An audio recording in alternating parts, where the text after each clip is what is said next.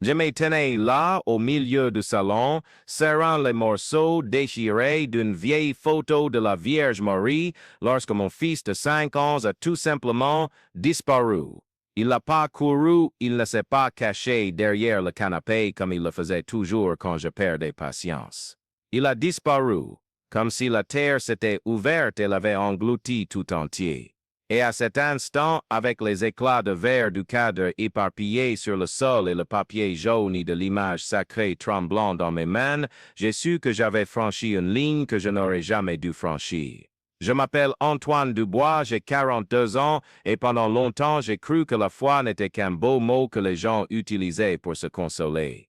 Je vivais avec ma femme Claire et notre fils Lucas dans un petit village du sud de la France appelé Sainte-Marie-des-Hauts, où tout le monde se connaît et où les traditions se transmettent de père en fils comme un héritage incontournable. C'était une vie simple, je travaillais comme mécanicien dans l'atelier de mon beau-père et le dimanche toute la famille se réunissait à la maison pour ces déjeuners interminables où les plus âgés avaient toujours une histoire à raconter ou un conseil à donner. La photographie de la Vierge Marie était toujours là, sur l'autel improvisé de notre salon. C'était une relique de famille de Claire transmise de génération en génération, avec ce cadre doré un peu écaillé et ce verre qui réfléchissait la lumière d'une manière qui m'a toujours dérangé. Claire disait que l'image protégeait notre maison, notre famille, et que tant qu'elle serait là, rien de mauvais ne pourrait nous arriver. J'ai toujours haussé les épaules face à ces choses. La religion, pour moi, c'était pour les gens qui avaient besoin de béquilles émotionnelles. J'étais un homme pragmatique, je croyais en ce que je pouvais voir et toucher. Mais ce dimanche de mars, quelque chose en moi a explosé. C'était peut-être la chaleur étouffante, peut-être la façon dont ma belle-mère me regardait de travers quand j'ai dit que je n'allais pas à la messe, ou peut-être simplement l'accumulation d'années à être traité comme un étranger dans ma propre maison pour ne pas partager les croyances de la famille. Claire venait de servir le dessert lorsque commença une nouvelle conversation sur l'importance de la foi, sur la façon dont je devais être un meilleur exemple pour Lucas, sur la façon dont mon attitude éloignait les bénédictions de Dieu de notre famille. Bénédiction, j'ai explosé me levant de table avec une telle force que la chaise a failli tomber. Quelle bénédiction! Je travaille comme un âne 6 jours sur 7 pour à peine arriver à payer les factures, vous ne cessez de me reprocher de ne pas être plus religieux. Et je dois encore entendre que c'est de ma faute si tout va mal parce que je ne prie pas devant un vieux morceau de papier. Le silence qui s'est installé dans la salle était lourd comme du plomb. Claire me regardait les yeux pleins de larmes, Lucas jouait par terre avec ses petites voitures, sans comprendre ce qui se passait, et je sentais le poids du jugement de tous les membres de la famille présents. C'est alors que mon regard s'est posé sur la maudite photographie. Elle semblait me fixer avec ses yeux sereins et compatissants que j'ai toujours interprétés comme condescendants. Vous savez quoi? Ai-je dit, en marchant vers l'autel. On va tester toute cette protection. Avant que personne ne puisse réagir, j'ai saisi le cadre à 2 mains. Claire a crié mon nom, a essayé de se lever de sa chaise, mais j'étais déjà pris d'une colère que je ne comprenais pas moi-même. D'un geste sec, j'ai levé la photographie au-dessus de ma tête et devant tout le monde, j'ai déchiré l'image de la Vierge Marie en deux. Le son était terrible. Non seulement le papier qui se déchirait, mais le verre du cadre qui éclatait, les morceaux tombant par terre, et sous tout cela, un silence si profond qu'il semblait aspirer tout l'air de la pièce. C'était comme si le temps s'était arrêté. Claire était figée, une main sur la poitrine, les yeux exorbités d'horreur. Ma belle-mère serrait son chapelet avec tant de force que les jointures de ses doigts étaient blanches. Et Lucas était là à côté de moi, regardant les morceaux de la photographie avec cette curiosité innocente des enfants. Et puis en un clin d'œil il n'était plus là, ce n'était pas graduel. Ce n'est pas comme s'il était sorti discrètement de la pièce. C'était instantané. Une seconde il était là, la seconde suivante l'espace à côté de moi était vide. Comme s'il n'avait jamais existé. Mais je pouvais sentir la chaleur que son corps avait laissée dans l'air, je pouvais entendre l'écho de son dernier petit rire qu'il avait poussé quelques secondes auparavant. Lucas, j'ai appelé, tenant toujours les morceaux déchirés de la photographie. Lucas, où es-tu? C'est Claire qui s'est remise en premier du choc. Elle s'est levée si vite qu'elle a renversé son verre de jus, qui s'est brisé par terre avec les éclats de verre du cadre. Lucas, Lucas, a-t-elle commencé à crier, courant dans les pièces de la maison. Antoine, qu'est-ce que tu as fait? Qu'est-ce que tu as fait à notre fils? L'accusation dans sa voix m'a frappé comme un coup de poing dans l'estomac. J'ai laissé tomber les morceaux de la photographie et je me suis mis à courir derrière elle, fouillant chaque recoin de la maison. Sous les lits, dans les armoires, dans le jardin, dans la salle de bain, dans la cuisine. Rien.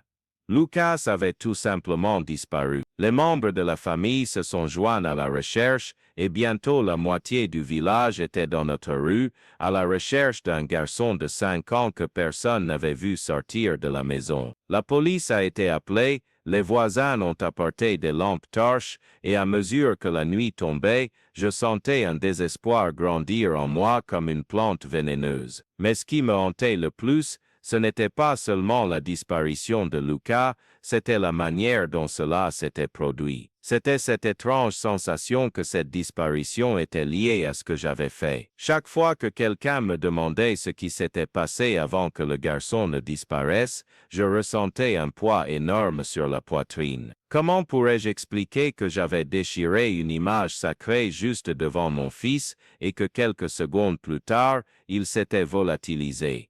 Claire avait du mal à me regarder. Elle coordonnait les recherches avec une détermination effrayante, comme si chaque seconde perdue était de ma faute. Et peut-être que c'était le cas.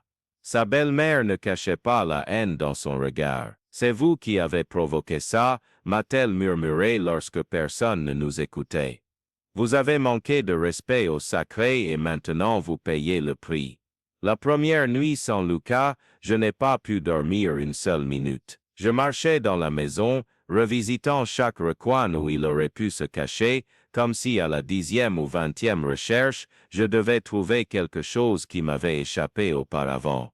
La maison était différente.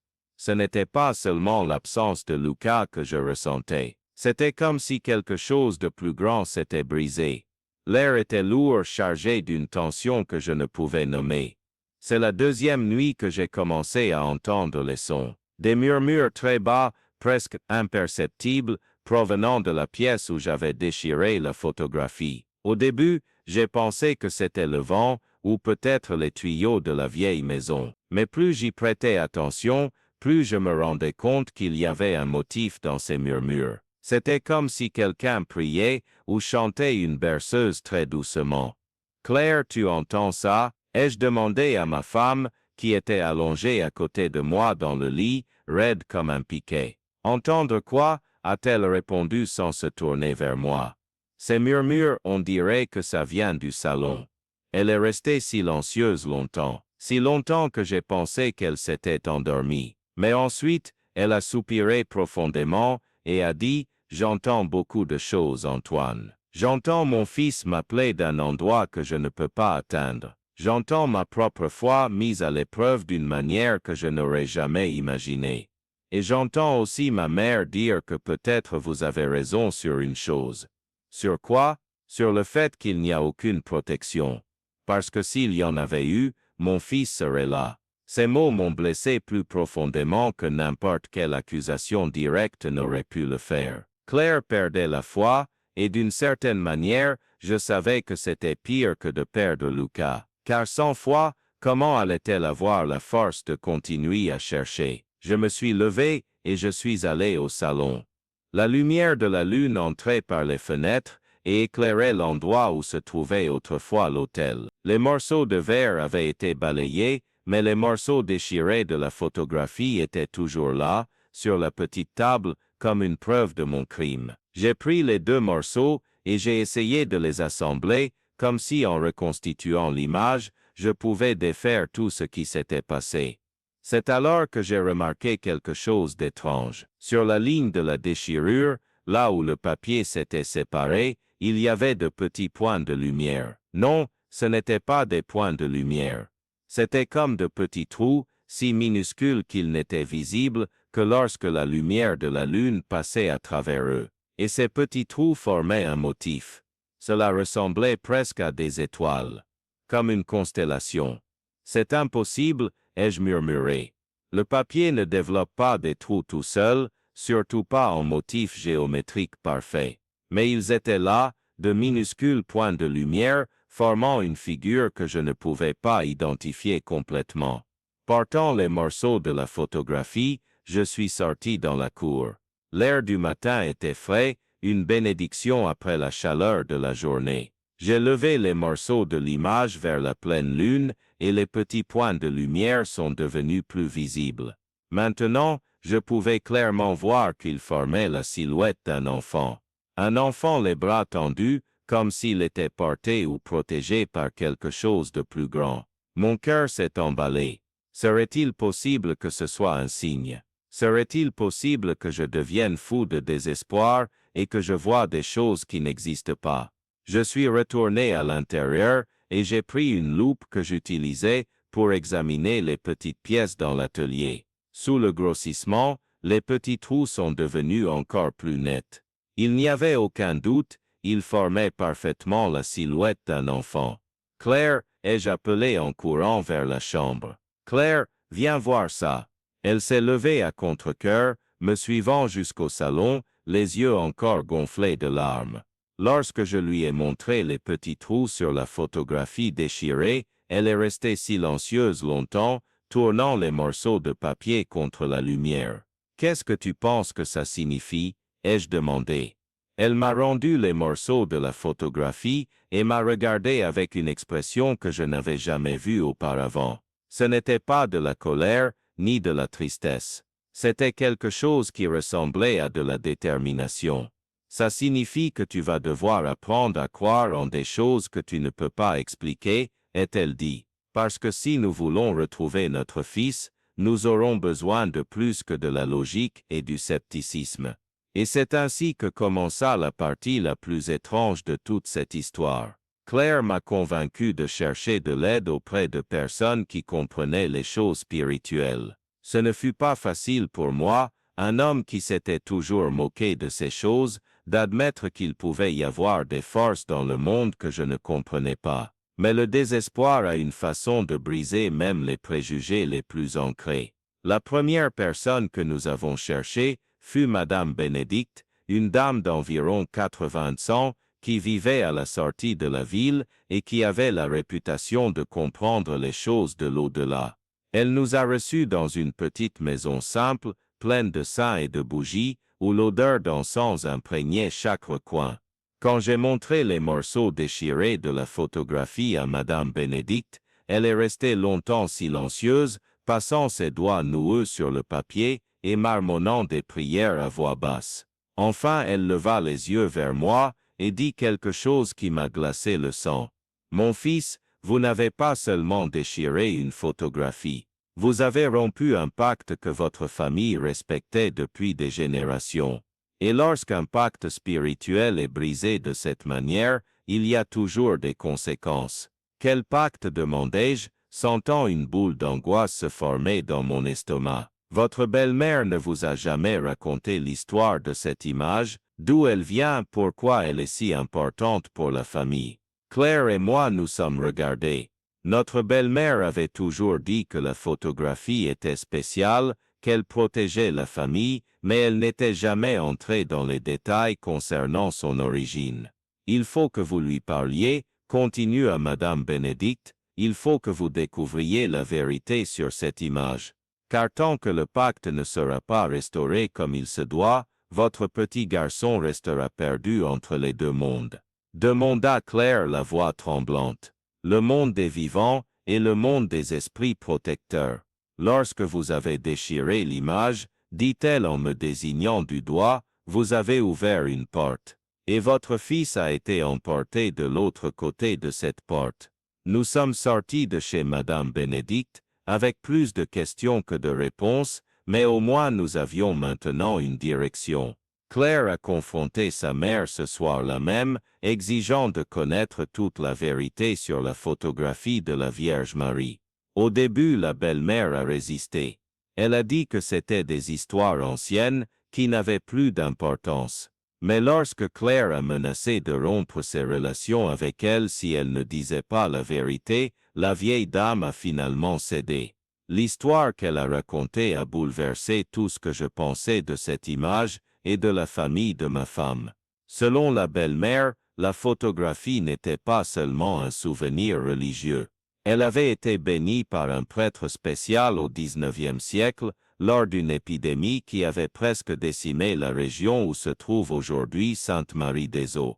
L'arrière-arrière-grand-mère de Claire, une femme nommée Marie des Douleurs, avait fait un vœu solennel devant cette image. En échange de la protection de sa famille contre la maladie, elle avait promis que l'image serait préservée et honorée par toutes les générations futures. Et ça a marché, a expliqué la belle-mère, les yeux brillants de larmes. Notre famille n'a jamais subi de grandes tragédies. Nous n'avons jamais perdu d'enfants à cause de maladies, nous n'avons jamais connu de grandes difficultés, nous n'avons jamais été confrontés aux malheurs qui ont frappé d'autres familles de la région. Tout cela parce que nous avons respecté notre engagement envers la Vierge. Mais ce n'est que de la superstition. Protestai-je, même si je savais que mon scepticisme sonnait creux après tout ce qui s'était passé. Ah bon? Me lança la belle-mère. Alors expliquez-moi où est mon petit-fils. Expliquez-moi pourquoi il a disparu exactement au moment où vous avez détruit l'image. Expliquez-moi ces petits trous qui sont apparus sur le papier déchiré. Je n'avais pas d'explication. Et au fil des jours qui passaient sans nouvelles de Lucas, je me rendais compte que je devais accepter qu'il existait peut-être des choses au monde que mon esprit rationnel ne pouvait pas appréhender. C'est Claire qui a suggéré que nous retournions voir Madame Bénédicte avec ces informations. La vieille dame nous a écoutés attentivement, puis elle a fait quelque chose qui m'a encore plus déconcerté, elle a ri. Vous croyez que c'est juste une question de recoller la photographie et voilà, tout est réglé, a-t-elle dit en secouant la tête. Ça ne marche pas comme ça, mes enfants. Le vœu a été rompu avec colère, avec irrespect. Pour le restaurer, il faut plus que de la colle et de bonnes intentions. Que faut-il? Demanda Claire. Il faut une véritable foi. Et pas la foi héritée, pas la foi par peur ou par tradition. Il faut que vous développiez une foi personnelle, authentique, basée sur l'amour et non sur la peur.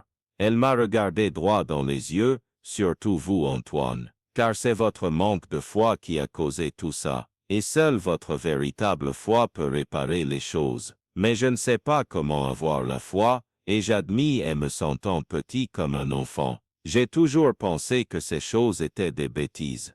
La foi, ce n'est pas quelque chose que l'on pense, mon fils, c'est quelque chose que l'on ressent. Et l'amour que vous avez pour votre petit garçon, c'est déjà le début de la véritable foi.